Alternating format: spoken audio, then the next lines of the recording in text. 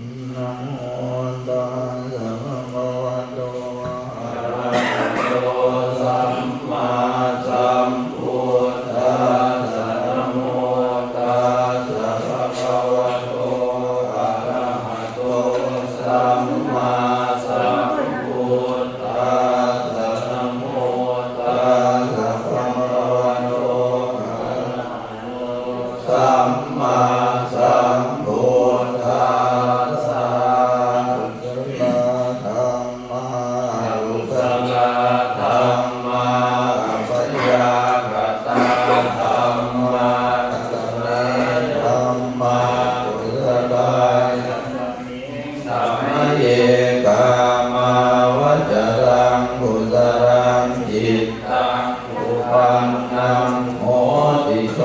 มนัสสะภะตังญาณสัมปยุตตังรูปารัมมนังวาสัทธา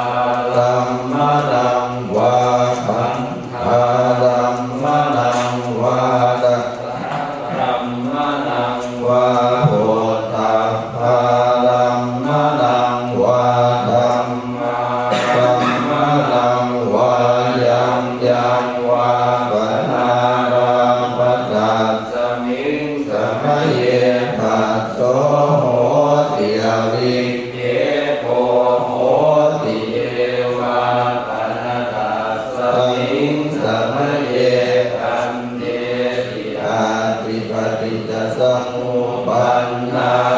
รูปิโนธัมมาหิเมธัมมากุศลาปัญจังขันธาตุปัจขันโทเวทนาขันโทสัญญาขันโทสังขาราขันโทวิญญาณขันโทตัสสะกตโมรูปังขันโทยังกินจิรูปังอติตานาคตปัจจุปันนังขัจฉันตังวาปหิตาวาโอราลิกังวาสุขุมังวาหินังวาปณิตังวายังทุเลวาสันติเกวาตเตกัจฉังอภิสัญโยหิตวาอภิสังกิปิตวาอายังวัวจติรูอาคันโทสังฆโหสังฆโหสังฆหิเตนะสังฆหิตังสังฆหิเตนะสังฆหิตังสังฆหิเตนะสังฆหิตังสังฆหิเตนะสังฆหิตังสัมปโยโควิปโยโคสัมปโยเตนะวิปโยตังวิปโยเตนะสัมปโยตังสังฆหิตังฉันปัญญาติโยอันตปัญญาติอายตนะปัญญาติธาตุปัญญาติสัจจปัญญาติอินทรียปัญญาติปุคละปัญญาติจิตตาวตาปุคละนังปุคละปัญญาติสัมยวิมุตโตสัมยวิมุตโตปุปธัมโมปุปธัมโมปริหารธัมโมปริหารธัมโมเจตนาภาโพอนุรักขณาภาโพปุถุชโนโพตระโพปโยปะโตอะปโยปะโตภัมภาคัมมโนภัมภาคัมมโนนิยโตอนิยโตปฏิปันนะโก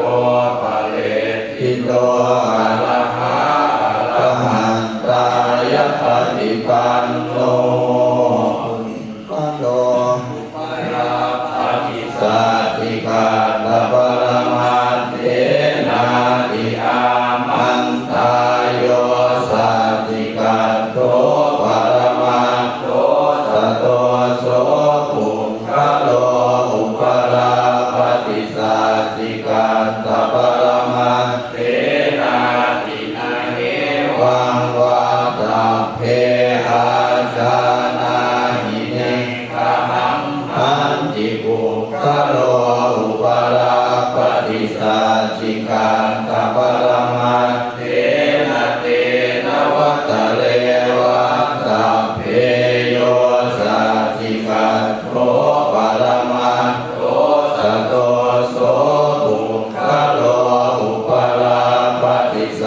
ติกาตะวรมัตเถ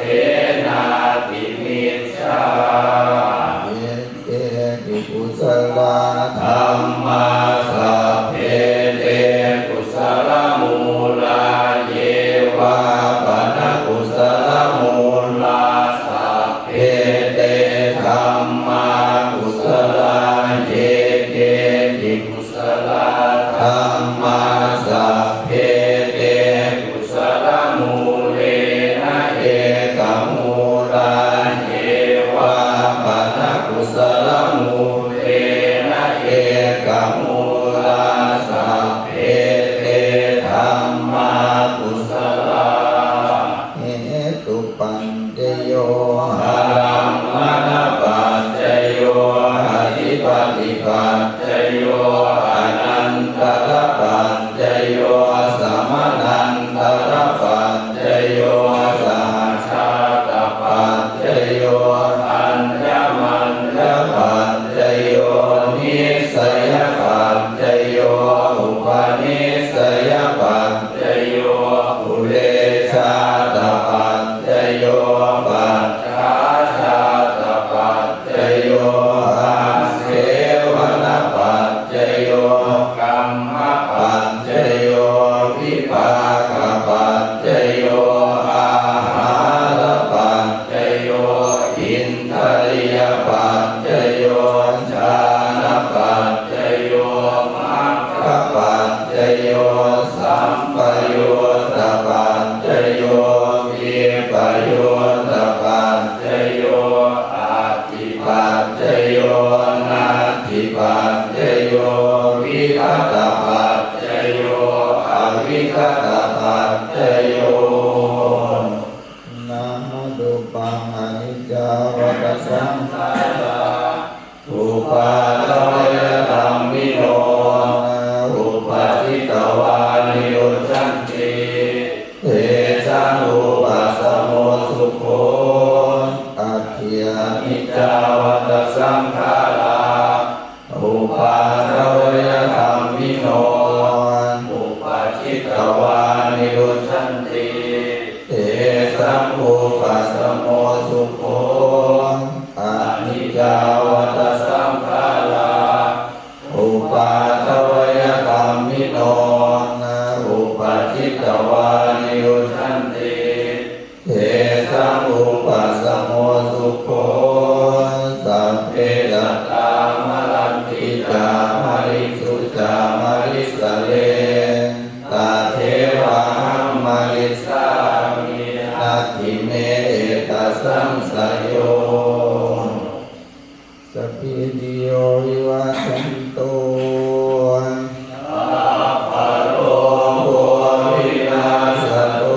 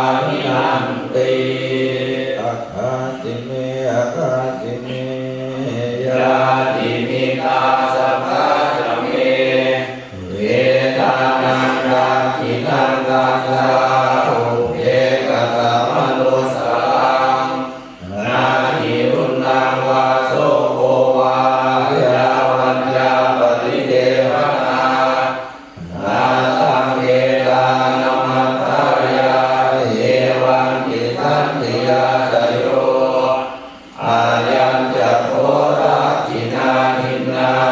สังฆัมมิสุปฏิทิตาหิกาลตังวิลายัสสะทานะโสวะคาปฏิโสยานิธัมโมจายัมมิทัสสิโตเวทานะปูชาจักตาอุลาลาอารัญจภิกขุนามโนปทินังตุเมหิปุญญังปัสสุตังอนาปคันติอาคาโตเวปัสสนานังอาคังธัมมังวิจารตังอาเกวุเตปัสสนานังอาทิเมเยอนุตตะเร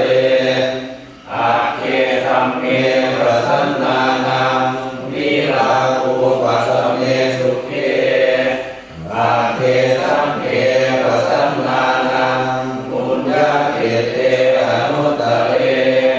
อาคาสมิงคานังกัสตังอาคังปุญญังภวันตติอาคังอายุจวันโนจายโสติติสุขังพลังอาคาสัตตาตาเมธาวีอาคาธัมมัสสมาหิโตเอวะภูโตมนุสโสวาคัมปันโตสมโภทัตติติยัสสะสัตตาตถาคตเตอจลาสุปฏิทิตังสีอัจจยัสสะกัลยาณังอริยคันธังปัสสังสิตังสังเฆปัสสะโตยัสสะทิอุชุภูตังจัตตัสสนังอาทาริโตติตังอาหัวโมหันตัสสะชีวิตังตัสสมาสัพพัญจสีลัญจปัสสะตังธัมมทัสสนังอนุยุนเชทะเมธาวิสรังพุทธานัสสะนัมติอายุโกวะระโตติโลวันนะโตปฏิภาณโตสุขัสสะตาตาเมธาวิสุขังโสอริปัสสติอายุราสวะวะลังวันนังสุขังจะปฏิภาณโตอิกายุยัสสวะโหติยัสสะยะตุปปัสสติติยัสสะนิวะเตเสกะเปติวะสัมปันติตาจติโยสีระวันเตถาโกเชตวาสัญญเตธัมมจาริโนยาตัทธาเทวตาสุนตาสังฆกินามาลิเสตาปูชิตาปูชยันติมานิตามานิยันตินังตาโตนังอนุกัมปันติมาตาปุตตังวะโอทัสสังเทวตานุกัมปิโตโอโสสัทธาภัตตลานิปัสสติโสอัตตะโอสุจิโตวิรุณโภปุรทัสสเนอาโลโกสุจิโตโห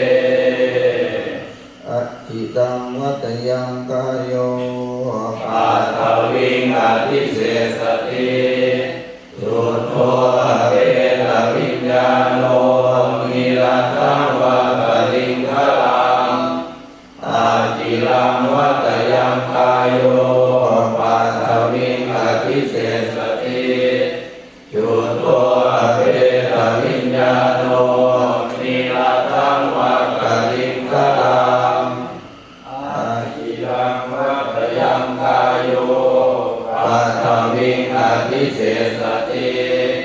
ชุโตอเวทวิญญาโนนิรัตถังวะปริงคารังสัพพโยภวินิโมโตสัพพสันตาภวะจิตโตสัพพเวรมติขันโตเนพุทโธจตุวันภวันสัพพิติโยวิวัชชันตุสัพพะโลกโควินาศตุมาเตภวันวันตรายโยสุขีทีพายุโกภวะภิวาทนาสีริสนิจังพุทธาปัจจายโนจันตารโลธรรมาวันตันติอายุวันโนสุขังภลังสัพพพุทธานุภาเวนะสัพพธัมมานุภาเวนะสัพพสังฆานุภาเวนะพุทธรัตนังธัมมรัตนังสังฆรัตนังตินนังรัตนานังอานุภาเวนะจตุราสีติสหัสตัมมังคันธานุภาเวนะติตาปัตตยานุภาเวนะชินสาวกานุภาเวนะสัพเพเตโลกาสัพเพเตพยาสัพเพเตอันตรายาสัพเพเตอุปัฏฐวาสัพเพเตทุนนิมิตสาสัพเพเตอวมังคลาวินัสสันตุอายุวัตโกธนวัตโกสิริวัตโกยสวัตโกพลวัตโกวันตวัตโกสุขวัตโกโหตุสัพพทาทุกขโลภมยาเวลาโสภาสัตตุจุปัฏฐวาอเนกาอันตรายาปิวินาสันตุจเตทัสสะจยสิทธิธนังลาภังโสติภพยังสุขังพลังสิริอายุจวันโนจะโพธังพุทธิจยาสวาสตวาสาจะอายุจะชีวสิทธิภวันตุเตตนะตยานุภาเวนะรัตนัตยาเอทัสสะทุกขโลภมยาเวลาโสกาสัตตุจุปัฏฐวาอเนกาอันตรายาปิวินาสันตุอาเสสะโทชยสิทธิธนังลาภังโสติภพยังสุขังพลังสิริอายุจวันโนจะโพ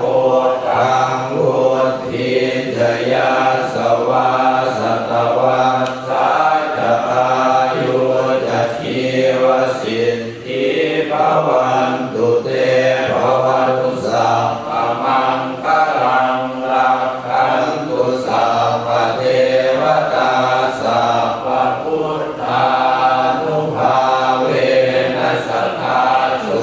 ขีภวันตุเตภวตุสัพพมังคลังรักขันตุสัพพเทวตาสัพพธัมมานุภาเว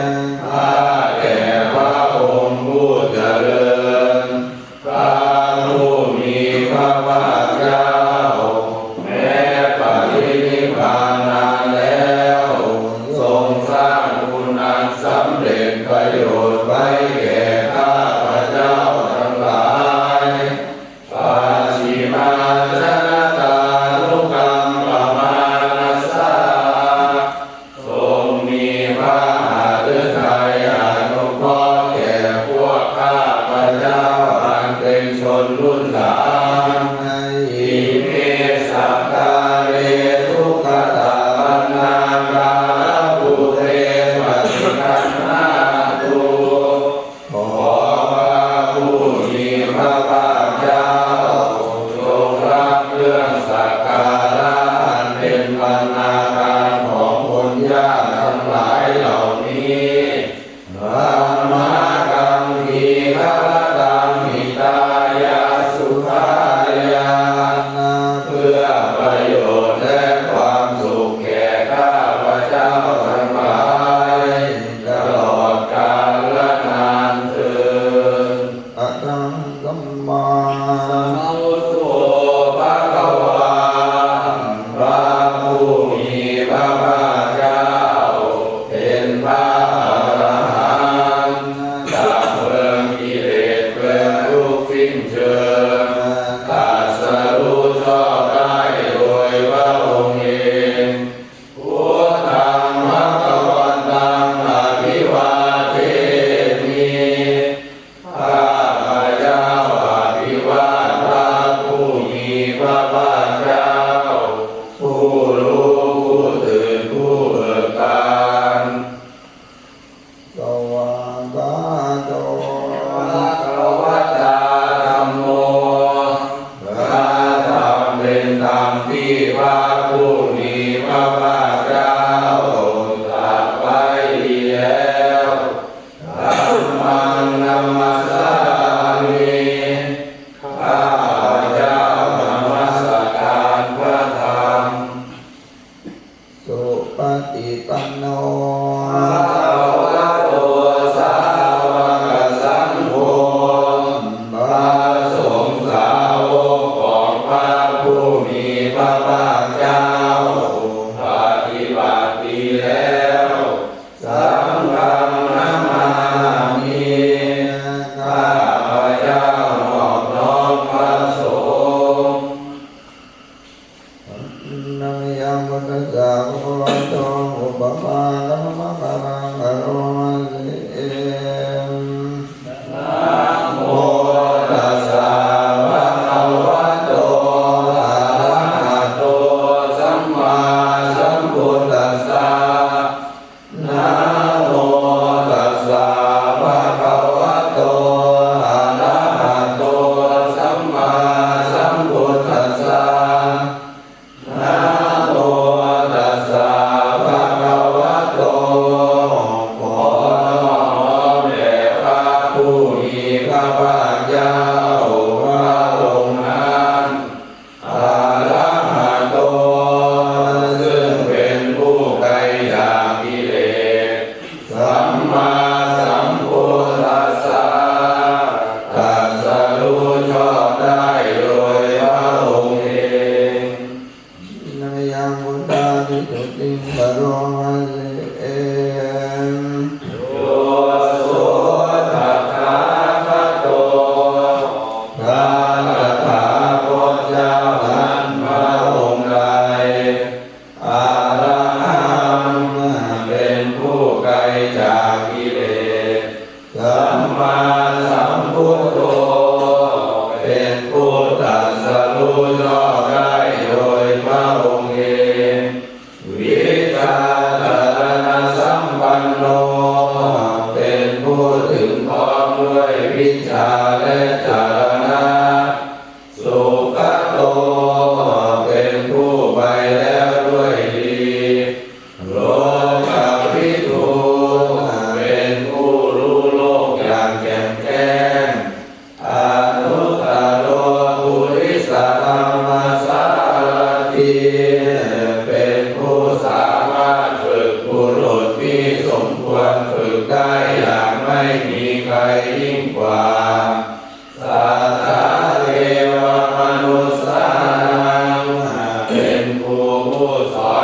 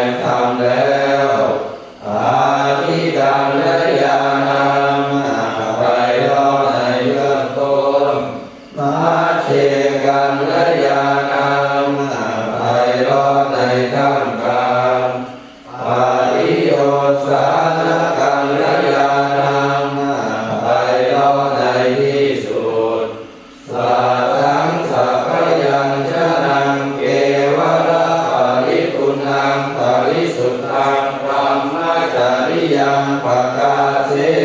สีทรงประกาศพรหมจรรย์คือแผ่นแห่งการปฏิบัติอันประเสริฐบริสุทธิ์บริบูรณ์สิ้นเชิงพร้อมทั้งอัตถะพร้อมทั้งพยัญชนะอะระหังภะคะวันตังอะภิปูชยามิข้าพเจ้าบูชาอย่างยิ่งเฉพาะพระผู้มีพระภาคเจ้าพระองค์นั้นอะระหังภะคะวันตังศิรสานะมามิข้าพเจ้านอบน้อมพระผู้มีพระภาคเจ้าพระองค์นั้นด้วยเสียงกล้าวนยังมาวิตุติงกโรมาเอโยโสสวากขาโตภะคะวะตาธัมโมภะลังอันใดเป็นสิ่งที่พระผู้มีพระภาคเจ้าได้ตรัสไว้ดีแล้วสันทิฏฐิโกเป็นสิ่งที่ผู้ศึกษาและปฏิบัติพึงเห็นได้ด้วยตนเองอากาลิโกเป็นสิ่งที่ปฏิบัติได้และให้ผลได้ไม่จำกัดการเอหิปัสสิโก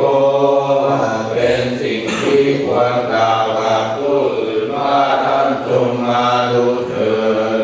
โอปนัญิโกเป็นสิ่งที่ควรน้อมเข้ามาใส่ตัวปัจจตังเวทิตาโกวิญโยหิเป็นสิ่งที่ผู้รู้ก็รู้ได้เฉพาะตนตามหังธัมมังอภิปูชยามิข้าพเจ้าบูชาอย่างยิ่งเฉพาะพระธรรมนั้นตามหังธัมมังศิรสานะมามิข้าพเจ้านอบน้อมพระธรรมนั้นด้วยเสียงกล้าวอันนยังสังฆาวิสุทธิกโรมาเสโยโสสุปฏิปันโนภะคะวะโตสาวกสังโฆทรงสาวกของพระผู้มีพระภาคเจ้านั้นหมู่ใดปฏิบัติดีแล้วอุชุปฏิปันโนภะคะวะโตสาวกสังโฆทรงสาวกของพระผู้มีพระภาคเจ้าหมู่ใดปฏิบัติตรงแล้วญายะปฏิปันโนภะคะวะโตสาวกสังโฆทรงสาวกของพระผู้มีพระภาคเจ้าหมู่ใดปฏิบัติเพื่อรู้ธรรมเป็นเครื่องออกจากทุกข์แล้วสามีจิปฏิปันโนภะคะวะโตสาวกสังโฆทรงสาวกของพระผู้มีพระภาคเจ้าหมู่ใดปฏิบัติสมควรแล้วญาติธรรมได้แก่บุคคลเหล่านี้คือจัตตาริปุริสายุคานิอัตถาปุริสาบุคลาผู้แห่งบุรุษสี่คู่นับเรียงตัวบุรุษได้แก่บุรุษเอสะภะคะวะโตสาวกสังโฆนั่นแหละสงฆ์สาวกของพระผู้มีพระภาคเจ้าพระมุนีโยเป็นสงฆ์ควรแก่สักการะที่เขานำมาบูชาพระมุนีโยเป็นสงฆ์ควรแก่สักการะที่เขาจัดไปต้อนรับพระทินโยเป็นผู้ควรรับศีลธรรมอัญช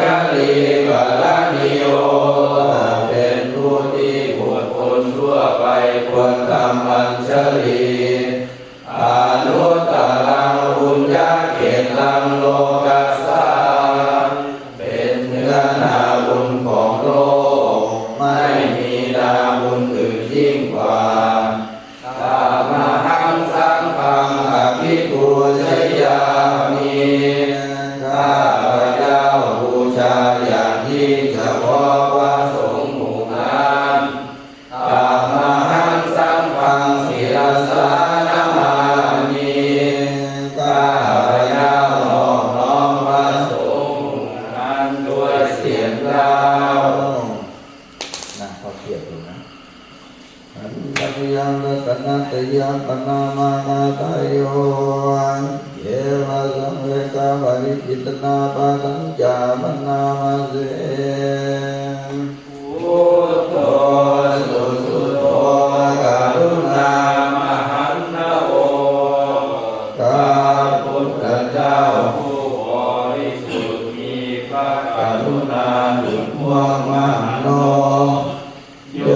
ตัสสะสุทธาทายานะโรจโนพระองค์ใดมีตาคือญาณอันประเสริฐหมดจดถึงที่สุดโลกัสสะภะคะวะกิเลสฆาตโกเป็นผู้ฆ่าเสียซึ่งบาปและอุปากิเลสของโลกวันทามิพระพังอามาทะเลนะตังข้าพระเจ้าไหว้พระพุทธเจ้าพระองค์นั้นโดยใจเคารพเอื้อเฟื้อธัมโมสัพพิโมวิยตัสสะสัตถุโนพระธรรมของพระศาสดาสว่างรุ่งเรืองเปรียบดวงอาทิตย์โยภะคะปากามะตะเพทะวินนะโกจำแนกประเภทคือมรรคผลนิพพานส่วนใดโลกุตตะโลโยตัตถะตัพพิปันโนซึ่งเป็นตัวโลกุตตะ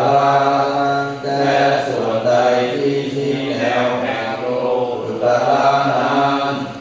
วันทามิธัมมังอะหังอานะเลนะตังข้าพระเจ้าไหว้พระธรรมนั้นโดยใจเคารพเอื้อเฟื้อสังโฆสุเกตาปยาติเกตสันนิโตพระสงฆ์เป็นนาบุญอันยิ่งใหญ่กว่านาบุญอันดีทั้งหลายโยติตาสันโตสุขตานุโภคโปเป็นผู้เห็นพระนิพพานตรัสรู้ตามพระสุคตหมู่ใดโหราปหิโนอริโยสุเนนะโสเป็นผู้ละกิเลสเครื่องโลเลเป็นพระอริยเจ้ามีปัญญาดีวันทามิสังฆังอามาทะเลนะตังข้าพระเจ้าไหว้พระสงฆ์หมู่นั้นโดยใจเคารพเอื้อเฟื้ออิเจวะเมกันตาภิกขุชเนยกังวันตุญยังวันทยตาวิสังฆตังบุญยังมยายังมัมมัสสะภูปัตถวามาโหตุเวตัสสะปะภาวะสิทธิยาบุญใดที่ข้าพระเจ้าผู้ไหว้อยู่ซึ่งวัตถุสามคือพระรัตนตรัยอันควรบูชายิ่งโดยส่วนเดียวได้กระทำแล้วเป็นอย่างยิ่งเช่นนี้ขออุปัฏฐวะทั้งหลายจงอย่ามีแก่ข้าพระเจ้าเลยด้วยอำนาจความสำเร็จอันเกิดจากบุญนั้นอิทัตถาคโตโลเก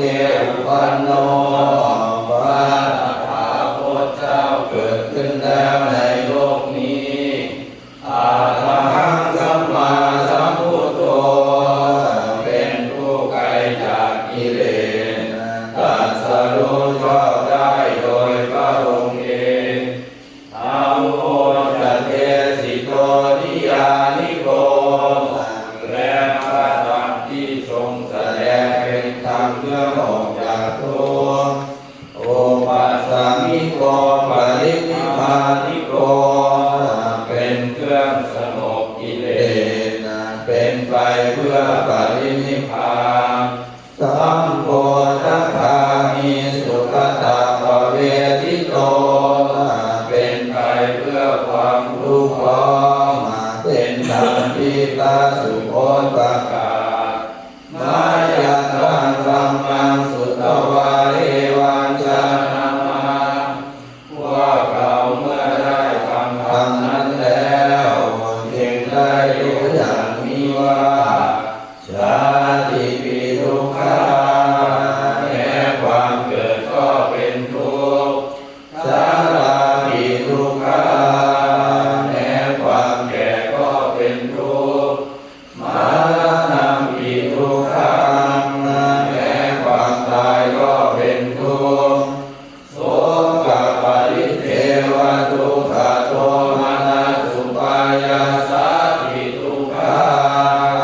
แม้ความโศกความลำไรลำพันธ์ความไม่สบายกายความไม่สบายใจความรักแค้นใจก็เป็นทุกข์อาภิเยหิสัพพโยโหทุกโขความประสบกับสิ่งไม่เป็นที่รักที่พอใจก็เป็นทุกข์ปิเยหิวิปโยโหทุกโขความพัดพรากจากสิ่งเป็นที่รักที่พอใจก็เป็นทุกข์ยามปิสังนาราภัตติตัมปิทุกขังมีความปรารถนาสิ่งใดไม่ได้สิ่งนั้นก็เป็นทุกข์สังขิตเตนะปัญจุปาทานาขันธาทุกขาว่าโดยย่ออุปาทานขันธ์ทั้งห้าเป็นตัวทุกข์เสยาทิทางได้แก่สิ่งเหล่านี้คือรูปุปาทานขันโธขันธ์นั้นเป็นที่ตั้งแห่งความยึดมั่นคือรูปเวทนาปาทานขันโธขันธ์นั้นเป็นที่ตั้งแห่งความยึดมั่นคือเวทนาสัญญาปาทานขันโธขันธ์นั้นเป็นที่ตั้งแห่งความยึดมั่นคือสัญญาสังขารูปาทานขันโธขันธ์นั้นเป็นที่ตั้งแห่งความยึดมั่นคือสังขารวิญญาณูปาทานขันโธขันธ์นั้นเป็นที่ตั้งแห่งความยึดมั่นคือวิญญาณเยสังปริยายาเพื่อให้สาวกกำหนดรอบรู้อุปาทานขันธ์เหล่านี้เองพระธรรมานุโสภควาจึงพระผู้มีพระภาคเจ้านั้นเมื่อยังทรงพระชนอยู่เอวังพระหูลังสาวกเกวิเนติย่อมทรงแนะนำสาวกทั้งหลายเช่นนี้เป็นส่วนมากเอวังภาคาจัปนัสสะภะคะวะโตสาวกเกสุอนุสัสสนีพระหูลาภวัตติอันหนึ่งคำสั่งสอนของพระผู้มีพระภาคเจ้านั้นย่อมเป็นไปในสาวกทั้งหลายส่วนมากมีส่วนคือการจำแนกอย่างนี้ว่ารูปังอนิจจังรูปไม่เที่ยงเวทนาอนิจจังเวทนาไม่เที่ยงสัญญาอนิจจังสัญญาไม่เที่ยงสังขารานิจจังสังขารไม่เที่ยงวิญญาณังอนิจจังวิญญาณไม่เที่ยงรูปังอนัตตารูปไม่ใช่ตัวตนเวทนาอนัตตาเวทนาไม่ใช่ตัวตนสัญญาอนัตตาสัญญาไม่ใช่ตัวตนสังขารา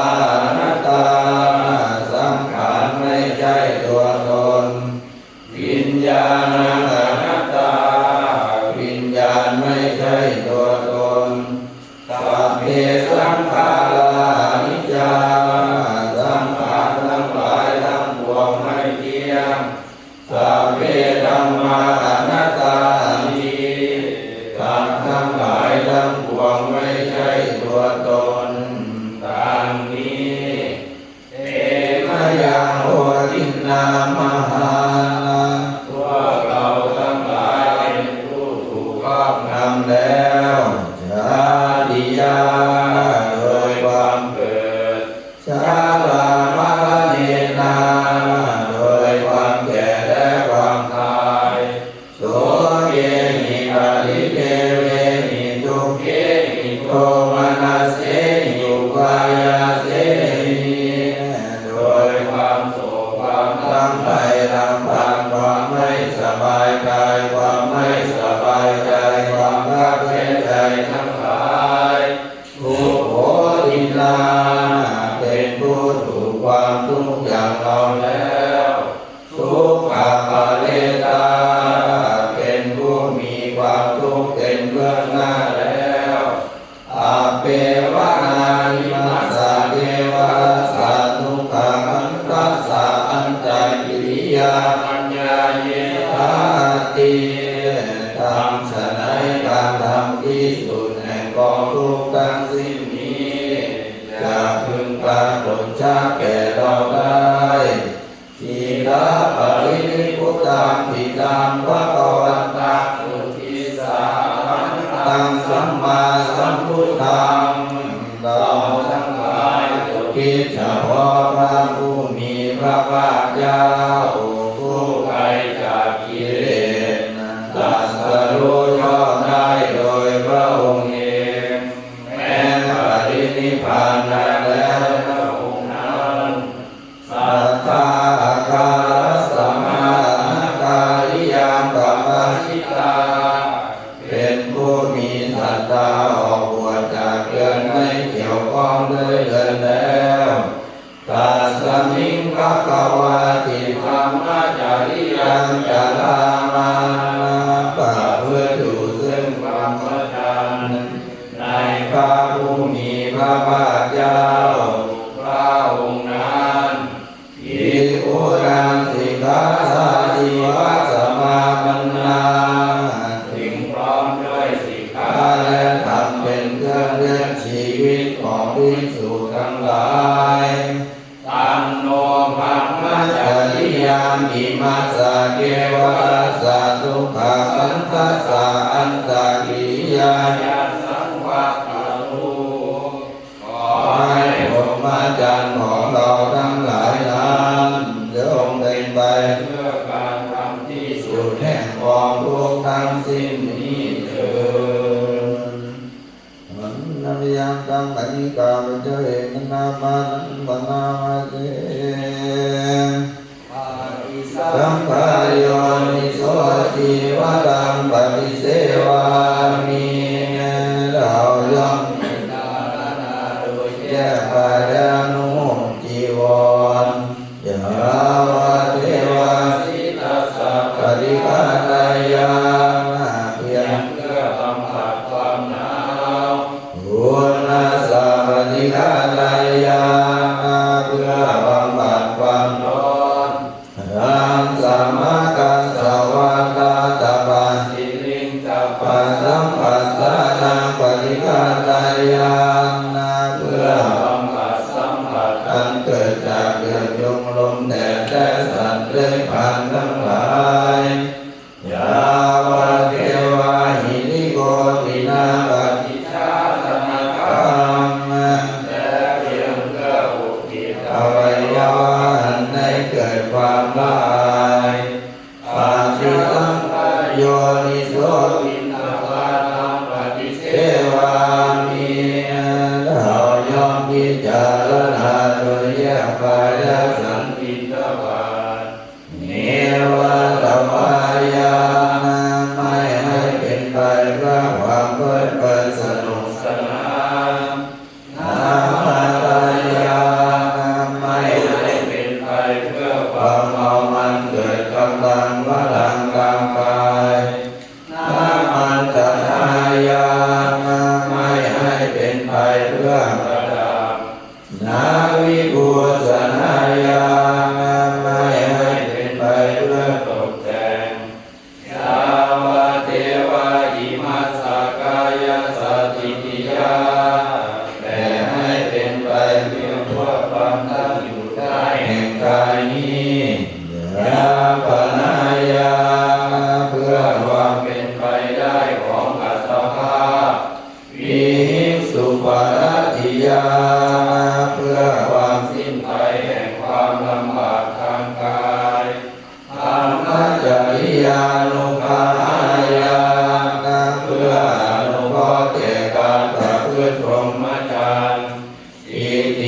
รานัจจเวท นังปฏิหังคามิด้วยการทำอย่างนี้ เราย่อมระงับเสียได้ซึ่งทุกขเวทนา เก่าคือความหิว นาปัญจเวทนานาอุปาเทสามิแต่ไม่ทำทุกขเวทนาใหม่ให้เกิดขึ้นยาตราจะเมภวิสัสสิอนวัชตาจะพาสุริมาโรจาติตาถึงความเป็นไปโดยสะดวกแห่งอัตภาพนี้ด้วยความเป็นผู้หาโทษนี้ได้ด้วยและความเป็นอยู่โดยผาสุขด้วยจะมีแก่เราดังนี้ปาฏิสังขารโยนิโสเสนาสนังปฏิเสวามิเราย่อมพิจารณาโดยแยกกายและใจสอยเสนาสนะยาวะเทวาสิตัสสะปฏิฆาตายาเพื่อบำบัดความหนาว ปุณณสัพปฏิฆาตายาเพื่อบำบัดความร้อนนังสมากัสสวะตาตปัสสิลิงสัพพะสัมปัสสานังปฏิฆาตายาเพื่อบำบัดสัมผัสอันเกิดจากเดือดยุงลมแดดและสัตว์เลื้อยคลานทั้งหลายยาวะเทวาอุตุปาริสยามิโนทนังปฏิสันตานามัตถังเพียงเพื่อบรรเทาอันต ตาร าย ยอันจะพึงมีจากดินฟ้าอากาศและเพื่อความเป็นผู้ยินดีอยู่ได้ในที่หลีกเล่นสำหรับภาวนา ปาฏิสังขาร โยนิโสกิลานะปัจจยเวสัชชาปฏิฆารังปฏิเสวามิเราย่อมพิจารณาโดยแยกกายและโมริโภคเภสัชบริขารอันเกื้อกูลแก่คนไข้ยาวะเทวาอุปันนานังเวยาปาติกานังเวทนานังปฏิฆาตายาเพียงเพื่อบำบัดทุกขเวทนาอันบังเกิดขึ้นแล้วมีอาพาธต่างๆเป็นมูลอาพยาปัจจาปรมาตายาติเพื่อความเป็นผู้ ไม่มีโรคเบียดเบียนเป็นอย่างยิ่งดังนี้ สัญญาวัตปาติโมบางาตโยปนามาเสปัสสะกะระนังการไม่ทำบาปทั้งปวงปุตตะสุปสัมปทาการทำกุศลให้ถึงพร้อมตาจิตตะปิโยทานังการทำละจิตวัดตนให้กล่าวรอดเอตังพุทธานัสสะสนังคำซ้ำอย่างนี้เป็นคำสั่งสอนของพระพุทธเจ้าทั้งหลายขันติปรมังกโพธิติกาขันติคือความอดกลั้นเป็นธรรมเพื่อนเผากิเลสอย่างยิ่งนิพพานังปรมังวัฏันติพุทธาผู้รู้ทั้งหลายกล่าวพระนิพพานว่าเป็นธรรมอันยิ่งนาหิปปาชิโตปรูปปาติผู้กำจัดสัตว์อื่นอยู่ไม่เชื่อว่าเป็นบรรพชิตเลยสัมมโนติบาลังเวทยันโตผู้ทำสัตว์อื่นให้ลำบากอยู่ไม่เชื่อว่าเป็นสมณะเลยอนุภาวะโตอนุภาวะโตการไม่พูดร้ายการไม่ทำร้ายอาริโมกเขจะสัมวโรการสำรวมในปาติโมกข์มาตัญญุตาจะพัทธัสสมิความเป็นผู้รู้ประมาณในการบริโภควันนั้นจะสยนาสนังการนอนการนั่งในที่อา สนาอาทิจิตเตยาโยโกความมันประกอบในการกระทำจิตในอิงเยตังพุทธาศาสนาธรรมหกอย่างนี้เป็นคำสั่งสอนของพระพุทธเจ้าทั้งหลายนยาปตมะพุทธปาจิตาปะทะโยมันนาเสอาเนกชาติสังสารังสังฆาวิสังอนิพิสังเรายังไม่พบญาณนายยังต้องเที่ยวไปในสงสารเป็นอเนกชาติข้ามาคาลังพระเวสสันโตทุกขาชาติกุณะกุณังแสวงหาอยู่ซึ่งในยังผูกเรือนคือตัณหาผู้สร้างโภการเกิดทุกข์เราเป็นทุกข์ลำไปข้ามาคาลกติโตสิกุณะเกียรตินาคาสีนี่แหละนายช่างผูกเรือนเรารู้จักเจ้าเสียแล้วเจ้าจะทำเรือนให้เราไม่ได้อีกต่อไปลาภะเทวะสุขาภะคามหาภูตังวิสังขตังคงเรือนของพระของเจ้าเราหากเสียแล้วยอดเรือนเราก็ซื้อเสียแล้ววิสังขารตังกิตังกัมมานังกายมัจจตังจิตของเราถึงแล้วซึ่งสภาพที่อะไรปรุงแต่งไม่ได้อีกต่อไปมันได้ถึงแล้วซึ่งความสิ้นไปแห่งตัณหาปัญญาปฏิมาอุตโตวันปาสังปนาเสอันทัสสานิพิกเวอามันตยามิโหดูก่อนภิกษุทั้งหลายบัดนี้เราขอเตือนท่านทั้งหลายว่า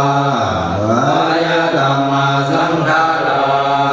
สังขารทั้งหลายมีความเสื่อมไปเป็นธรรมดา